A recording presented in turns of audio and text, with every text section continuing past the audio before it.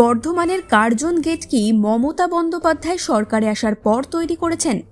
যুব তৃণমূলের অধুনা কোণঠাসা নেত্রী সায়নী ঘোষের বক্তব্যে তাজ্জব বনে গিয়েছেন তাবড় ইতিহাসবিদরা। শিক্ষাবিদ মহলে গত কয়েকদিন ধরে তোলপাড় পড়ে গিয়েছে।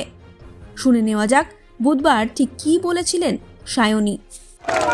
মানুষের বাড়ি বাড়ি যান, তাদেরকে গিয়ে বোঝান যে 12 বছর আগে কি ছিল আর 12 বছর পরে মমতা বন্দ্যোপাধ্যায় আপনাদের জন্য কি করেছে। 12 বছর আগে ছিল এই গেট, 12 বছর আগে ছিল এই গেট।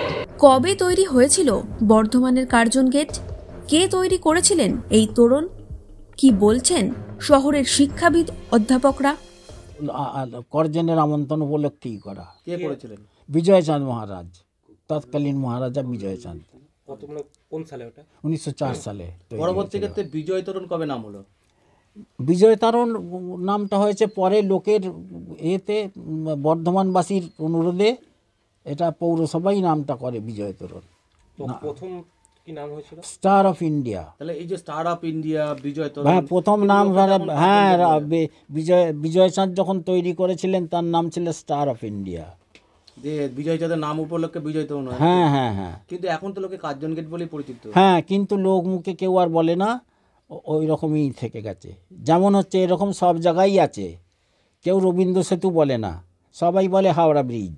ওই ইংরেজিটাও আছে আর একই কথা থেকে গেছে। অতএব দাঁড়ালোটা কি? মমতা বন্দ্যোপাধ্যায় ক্ষমতায় এসে এই কার্জন গেট তৈরি করেননি, এমনকি লর্ড কার্জনও তৈরি করেননি এই তোরণ। 1904 সালে বর্ধমানের মহারাজ বিজয়চাঁদ তৈরি করেন এই কার্জন গেট। তখন তার নাম ছিল স্টার অব ইন্ডিয়া। পরে লোকমুখে তা বিজয় তোরণ বলে পরিচিতি পায়। আর তারও পরে একটা সময়ের পর থেকে একেবারে সবকিছু পেরিয়ে সোজা কার্জন গেট। কিন্তু যুব তৃণমূল নেত্রী একই বলে বসলেন।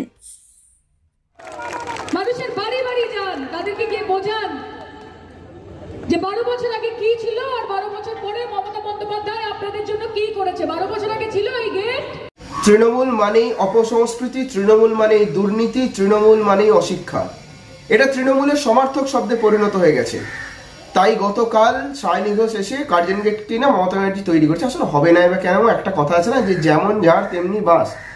যে মমতা ব্যানার্জি বলছে রানী রাসমণির মন্দির তৈরি করা মন্দির, বলছে আমি তৈরি করেছি, তাই কার্জন গেটও নাকি মমতা ব্যানার্জি তৈরি করে দিচ্ছে। আর অপসংস্কৃতির নেত্রী, পরিযায়ী পাখি হয়ে আসা নেত্রীর মুখ থেকে তো এসবই কাম্য।